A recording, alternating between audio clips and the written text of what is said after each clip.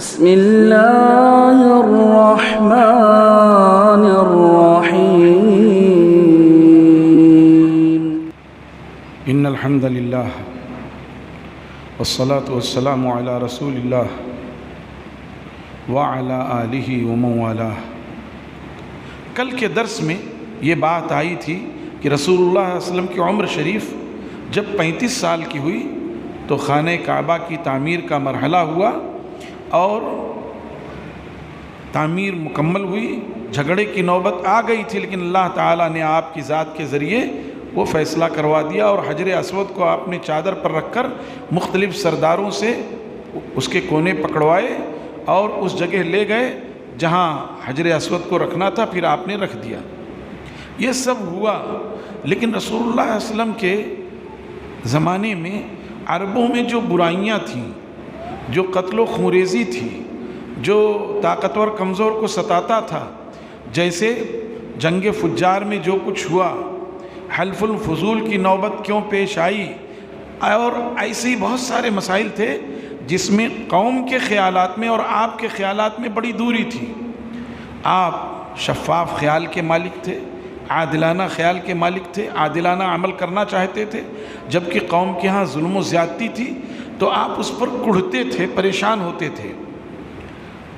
اس کے لیے بھی آپ کو درد لاحق ہوتا کہ کیسے ان کے درمیان اصلاح کی جائے، کوئی شکل سمجھ میں نہیں آتی تھی، اور قوم سے جو فکری اختلاف تھا اس کی وجہ سے آپ چپ چپ رہنے لگے، تنہا تنہا رہنے لگے، یہاں تک کہ آپ نے غار حرا میں جا کے عبادت شروع کر دی۔ دین ابراہیمی سے جو چیزیں آپ کو معلوم تھیں اس کی روشنی میں آپ سال میں 1 مہینہ رمضان مبارک کا وہیں جا کے گزارتے تھے، غار حرا میں۔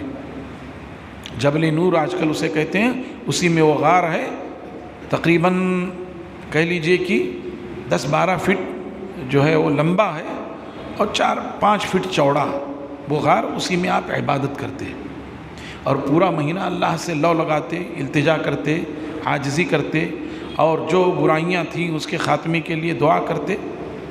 جب رمضان کا مہینہ گزر جاتا، اگلی صبح آپ مکہ میں تشریف لاتے، خانہ کعبہ کا طواف کرتے، اپنے گھر جاتے، اور بیچ بیچ میں وقتاً فوقتاً 2-4 روز کے لیے بھی جایا کرتے۔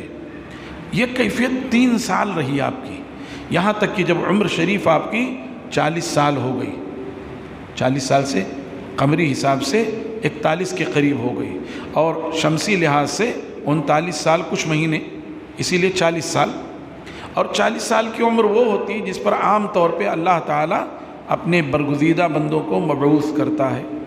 عام طور پر انبیاء 40 سال کی عمر پہ، فلما بلغ اشدہ آتیناہ حکما وعلما، جب وہ کڑیل عمر کو پہنچ گئے، کمال کو پہنچ گئے، تو ہم نے انہیں حکما وعلما، ہم نے انہیں نبوت سے سرفراز کیا اور علم دیا۔ ہاں، اکثر انبیاء کا یہ معاملہ رہا، صرف 2 لوگ ایسے تھے، یحییٰ علیہ السلام اور عیسیٰ علیہ السلام، جن کو بچپن ہی میں نبوت دے دی گئی تھی، اعلان بھی کیا انہوں نے۔ بہرحال تو آپ 40 سال کے ہو گئے اور رمضان مبارک میں غار حرا میں عبادت میں مصروف تھے کہ وہیں فرشتہ آ گیا، جبریل امین علیہ الصلاۃ والتسلیم آ گئے اور آپ کو کہا پڑھیے۔ آپ نے کہا میں پڑھا ہوا نہیں ہوں، پڑھنا نہیں جانتا۔ آپ کو پکڑ کر کے زور سے دبایا، اتنا زور سے دبایا، اللہ کے رسول صلی اللہ علیہ وسلم فرماتے ہیں حتیٰ بلغ منی الجہد، یہاں تک کہ مجھ کو جو ہے ایک مشقت لاحق ہو گئی، بالکل اتنا زور سے دبایا کہ آپ کو چور چور کر دیا، اور پھر کہا پڑھو، تو آپ نے پھر وہی کہا کہ میں پڑھا ہوا نہیں ہوں، پھر پکڑ کے زور سے دبایا، اور اس کے بعد کہا، تیسری مرتبہ دبانے کے بعد کہا اقرأ بسم ربک الذی خلق خلق الانسان من علق، ابتدائی 5 آیتیں نازل ہوئیں، اور اس کے بعد وہ چلے گئے۔ رسول اللہ صلی اللہ علیہ وسلم کا دل لرز رہا تھا، اور یہاں کندھے پر جو گوشت ہے وہ ہل رہا تھا خوف کے مارے۔ آپ وہاں سے آئے اور خدیجہ رضی اللہ تعالیٰ عنہا سے کہا کہ مجھے چادر اڑھا دو، زملونی زملونی، چادر اڑھا دو۔ اڑھا دیا گیا، سکون ہو گیا تھوڑا سا، اس سے پتہ چلا کہ آدمی جب بہت گھبراہٹ میں ہو تو کوئی چیز اوڑھ لینی چاہیے۔ جب اطمینان ہو گیا تو خدیجہ رضی اللہ تعالیٰ عنہ سے کہا خدیجہ دیکھو مجھے اپنی جان کا اندیشہ ہو گیا ہے، مجھے ڈر ہے کہیں مجھ پر کوئی اثر نہ ہو گیا ہو۔ دیکھیے پاک باز بیوی کیسے ہوتی ہے، اور رسول اللہ صلی اللہ علیہ وسلم کی عادات سے وہ واقف تھیں۔ تو انہوں نے کہا کلا واللہ لا یخزیک اللہ ابدا انک لتصل الرحم وتحمل الکل وتقری الضیف وتعین علی نوائب الحق، ہرگز نہیں، اللہ کی قسم اللہ تعالیٰ کبھی آپ کو رسوا اور ضائع نہیں کرے گا، اس لیے کہ آپ جو ہے رشتہ داریوں کو جوڑتے ہیں، صلہ رحمی کرتے ہیں، آپ جو ہے بے سہاروں کے لیے کماتے ہیں، جو پریشان حال ہیں ان کا بوجھ اٹھا لیتے ہیں، آپ مہمانوں کی مہمان نوازی کرتے ہیں، اور حق پر جب کوئی مصیبت آتی ہے تو مدد کرتے ہیں۔ اور یہ وہ تمام چیزیں ہیں، سب سوشل چیزیں ہیں، سماجی چیزیں ہیں، صلہ رحمی کرتے ہیں، اس سے لوگوں میں مقبولیت ہوگی، آپ کا فیض عام ہوتا ہے۔ تحمل الکل، آپ لوگوں کا بوجھ اٹھا لیتے ہیں تو اس کا فائدہ عوام کو پہنچتا ہے۔ اور تقری الضیف، مہمانوں کی مہمان نوازی کرتے ہیں، عوام کو فائدہ ہوتا ہے۔ تعین علی نوائب الحق، مصیبت پر آپ مدد کرتے ہیں، تو گویا آپ عوامی آدمی ہیں اور آپ کا فیض دوسروں تک پہنچتا ہے، اور جس کا فیض دوسروں تک پہنچے وہ صاحب ایمان ہو، اللہ اسے رسوا نہیں کرے گا، گھبرائیں نہیں۔ پھر اپنے چچیزاد بھائی ورقہ بن نوفل کے ہاں لے گئیں اور کہا ذرا اپنے بھتیجے سے پوچھئے کیا ہوا ہے۔ ورقہ بن نوفل سلیم الطبع انسان تھے، دین ابراہیمی کی نشانات مٹ گئے تھے تو وہ نصرانی ہو گئے تھے، حق تلاش کیا، نصرانی ہو گئے تھے۔ اور جب انہوں نے رسول اللہ صلی اللہ علیہ وسلم سے پوچھا اور آپ نے پوری کیفیت بتائی کہ میں غار میں تھا، فرشتہ آیا، ایسے دبایا، اور پھر یہ پڑھنے کے لیے کہا، جب سنا تو انہوں نے کہا ارے یہ تو وہی فرشتہ ہے جو موسیٰ علیہ السلام پر آتا تھا، کاش کہ میں جوان ہوتا، اور جس وقت آپ کو آپ کی قوم نکال دے گی تو میں آپ کی بھرپور مدد کرتا۔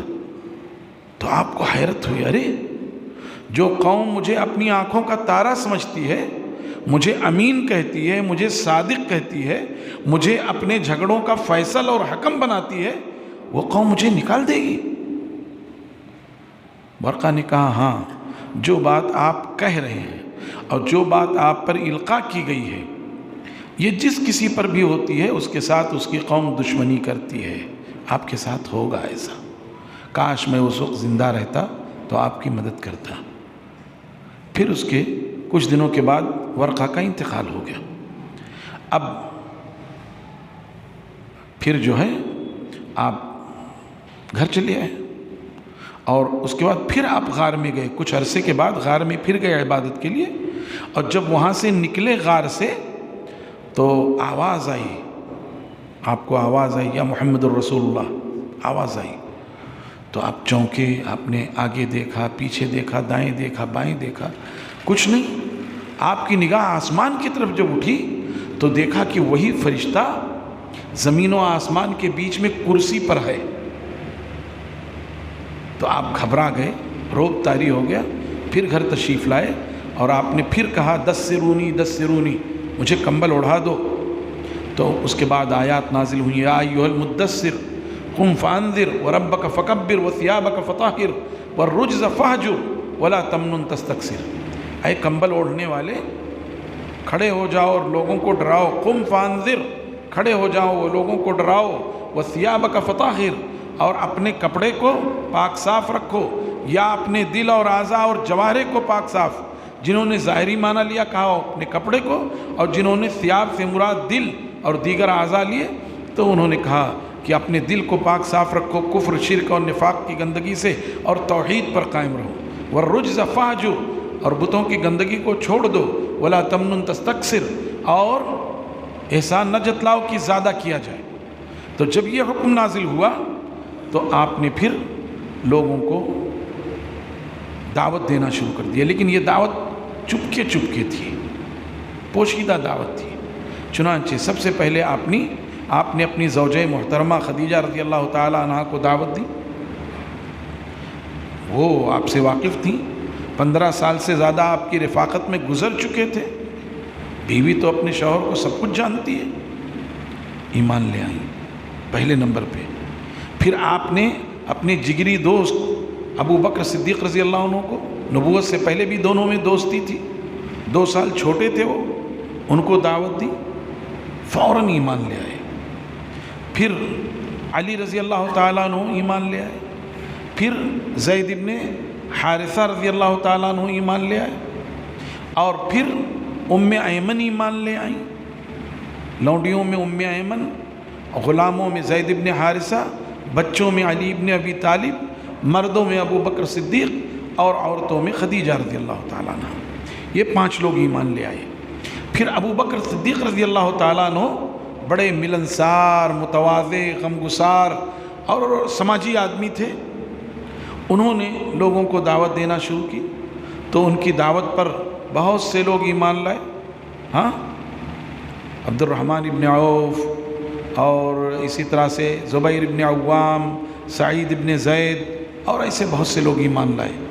ایسے چپکے چپکے 3 سال تک یہ دعوت کا سلسلہ چلتا رہا، اور اس اثنا میں جو ایمان لائے ان کو سابقین اولین کہا جاتا ہے، اور ایسے صحابہ اور صحابیات کی تعداد تقریباً 130 ہے، والسابقون الاولون من المہاجرین، ایسے 130۔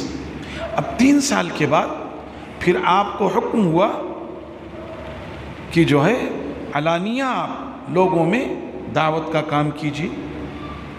وَأَنذِرْ عَشِيرَتَكَ الْأَقْرَبِينَ وَاخْفِضْ جَنَاحَكَ لِمَنِ اتَّبَعَكَ مِنَ الْمُؤْمِنِينَ، اپنے قرابت داروں کو آپ ڈرائیے۔ چنانچہ آپ نے ایک دعوت کا نظم کیا، اپنے قریبی لوگوں کو بلایا اور انہیں دعوت دی، اور لوگوں نے آپ کی بات غور سے اور توجہ سے سنی، کسی مخالفت کا معاملہ نہیں کیا، نرمی سے گفتگو کی۔ صرف ملعون ابو جہل تھا، ابو لہب تھا آپ کا چچا، جس نے جو ہے آپ کی مخالفت کی اور کہا کہ اس کو روک دو، اس سے پہلے کہ عرب اس کو پکڑے اور قریش کی رسوائی ہو، اس کو روک دو۔ ابو طالب نے اسی وقت کہا، نہیں محمد، تمہیں جو اللہ نے حکم دیا وہ کرتے رہو۔ بہرحال اس کا بھی اثر ہوا، اب دعوت علانیہ ہونے لگی لیکن قریبی لوگوں میں۔ پھر آپ کو اور حکم ہوا کہ نہیں، آپ اور تیزی سے فَاصْدَعْ بِمَا تُؤْمَرُ وَأَعْرِضْ عَنِ الْمُشْرِكِينَ، جو حکم دیا جا رہا ہے اس کو تیزی سے کھلم کھلا پہنچائیے۔ تو اب آپ صفا پہاڑی پر چڑھ گئے، اور آپ نے ایک ایک کا نام لے کر، اے بنی کنانہ، اے بنی فہر، اے بنی قصی، اے بنو، اس طرح کر کے اوپر سے نیچے تک سب کو، بنو ہاشم، بنو مطلب تک سب کو دعوت دی۔ یا صباحا کہا، سب لوگ بھاگے دوڑے چلے آئے۔ عرب کا دستور تھا کہ اگر کوئی دشمن کا خدشہ اور ڈر محسوس کرتا، اور یہ کہ جب تک میں قوم میں جاؤں گا دشمن اس سے پہلے پہنچ جائے گا، اس لیے وہ کیا کرتا، اونچی جگہ پہ کھڑا ہو جاتا اور وہیں سے چلاتا، یا صباحا، ہائے صبح، اور لوگ آواز سنتے تو فوراً بھاگ کھڑے ہوتے۔ تو ایسے ہی سب جمع ہو گئے، سارے کے سارے لوگ۔ اگر کوئی اتفاقاً نہیں آ سکا تو اس نے اپنا ایلچی بھیجا۔ آپ نے جب سب جمع ہو گئے تو کہا آپ نے، لوگوں یہ بتاؤ کہ اگر میں یہ کہوں کہ اس پہاڑ کے نیچے پیچھے گھوڑ سواروں کا ایک دستہ چھپا ہوا ہے جو تم پر حملہ کرنا چاہتا ہے صبح ہوتے ہی، کیا تم میری بات مانو گے؟ لوگوں نے کہا ہاں، ما جربناک الا صدقا، ہم نے تو آپ سے صرف سچائی ہی کا تجربہ کیا ہے، کبھی آپ جھوٹ بولے نہیں، آپ کی بات سچ ہے۔ تو پھر آپ نے کہا لوگوں، اس سے بڑی بات یہ ہے کہ کل جو عذاب آنے والا ہے اس عذاب سے ڈرانے کے لیے اللہ تعالیٰ نے مجھے بھیجا ہے۔ میں تمہارا خیر خواہ ہوں اور تمہارے حق میں امانت دار ہوں۔ میں تمہیں بتاتا ہوں کہ ایمان لے آؤ، لا الہ قولوا لا الہ الا اللہ تفلحوا، لا الہ الا اللہ کہو، نجات پا جاؤ گے۔ اس وقت بھی اتنے بڑے مجمع میں سے کسی نے کوئی مخالفت نہیں کی، نہ کوئی رد عمل ظاہر کیا۔ وہاں بھی وہی بدبخت ملعون ابو لہب، اس نے کہا تبا لک سائر اليوم الہذا جمعتنا، تیرا ستیہ ناس ہو جائے، پورے دن تو تیرا برباد ہو جائے پورا دن، کیا تو نے اسی لیے ہمیں جمع کیا تھا؟ پھر اسی کے جواب میں اللہ تبارک و تعالی نے جو ہے تبت یدا ابی لہب و تب ما اغنی عنہ مالہ ما کسب، وہ پوری صورت نازل کی۔ اب یہ سب ہو گیا تو حج کا زمانہ آ گیا، تو لوگوں نے سوچا ابھی حاجی لوگ آئیں گے اور بات تھوڑی پہنچ گئی ہے، سب محمد سے ملیں گے تو اس کی دعوت تو پھیل جائے گی، کیا کیا جائے؟ تو سب جو ہے جمع ہوئے اور غالباً ولید ابن مغیرہ کے پاس جمع ہوئے اور کہا کہ بھائی کیا کیا جائے؟ کہا آپ لوگ بتائیے۔ تو کہا ہم کہہ دیں گے کہ وہ جو ہے مجنون ہے، کہا نہیں اس میں جنون کی کوئی بات نہیں ہے۔ کہا ہم کہہ دیں گے کہ کاہن ہے، تو کہا کہانت والی کوئی بات نہیں ہے۔ کہا ہم کہہ دیں گے جو ہے جادوگر ہے، تو کہا ہاں جادوگر کی بات کہی جا سکتی ہے، کیونکہ ہم کہہ دیں گے شاعر ہے تو شاعر والی کوئی بات نہیں ہے۔ تب آخر میں یہ بات آئی کہ جادوگر ہے، کہ ہاں جادوگر تو نہیں لیکن اس کے کلام میں مٹھاس ہے، چلو یہی کہہ دیں گے جادوگر ہے۔ چنانچہ چاروں طرف راستوں پہ بیٹھ گئے، جب حاجی لوگ آتے تو ان کو بتاتے کہ ہمارے ہاں ایک شخص نمودار ہوا ہے، محمد نام ہے اس کا، اس سے دیکھنا ملنا نہیں، بات کرو گے تو اثر ہو جائے گا، جادو ہو جائے گی۔ اور ادھر جب حج کا موسم شروع ہوا تو رسول اللہ صلی اللہ علیہ وسلم نکلتے اور لوگوں کو بتاتے۔ اس طرح سے گویا حج کا موسم ختم ہوتے ہوتے آپ کی دعوت پورے عرب میں پھیل گئی۔ اب یہ سوچنے لگے اس کو روکا کیسے جائے؟ تو کیا ہوتا کہ آپ کی دعوت کا مذاق اڑاتے، جو لوگ ایمان لے آئے ہیں ان کا مذاق اڑاتے۔ ایسے ہی اگر آپ کہیں کوئی بات کہتے اور کہہ کر اٹھتے تو اس کے بعد دوسرے لوگ بیٹھ کر کے وہاں قصے کہانیاں بتانے لگتے۔ ایسے ہی آپ کی مخالفت میں کیا کرتے؟ کہتے جادو ہے، کاہن ہے، شاعر ہے، دیوانہ ہے۔ ایسے ہی جہاں آپ قرآن پڑھتے تو یہ لوگ جو ہے اس پر شور اور غوغا کرتے۔ لا تسمعوا لهذا القرآن والغوا فيه لعلكم تغلبون، اس قرآن کو نہ سنو اور شور شرابہ کرو شاید تم غالب آ جاؤ۔ تو یہ سب تدبیریں اختیار کرتے تھے، لیکن اللہ نے کیا فرمایا؟ یریدون لیطفئوا نور اللہ بافواہہم واللہ متم نورہ ولو کرہ الکافرون۔ یہ چاہتے ہیں کہ اللہ کے نور کو بجھا دیں، اور اللہ کی شان کیا؟ واللہ متم نورہ، اللہ اپنے نور کو، ایمان کو مکمل کر کے رہے گا، ولو کرہ الکافرون، چاہے یہ کافر لوگ ناپسند ہی کیوں نہ کریں۔ انشاءاللہ آگے گفتگو ہوگی کہ قافلہ ایمان کیسے کیسے آگے بڑھتا گیا اور دعوت توحید کیسے کیسے مضبوط ہوتی چلی گئی۔ انشاءاللہ کل کے درس میں یہ بات آئے گی۔ اللہ تعالی ہمیں جناب رسول اللہ صلی اللہ علیہ وسلم سے سچی محبت نصیب فرمائے اور آپ کی دعوت کو عام کرنے کی توفیق عطا فرمائے، اور آپ کی سیرت طیبہ میں اپنے آپ کو ڈھالنے کی توفیق عطا فرمائے۔ وآخر دعوانا ان الحمد للہ رب العالمین، والسلام علیکم ورحمۃ اللہ وبرکاتہ۔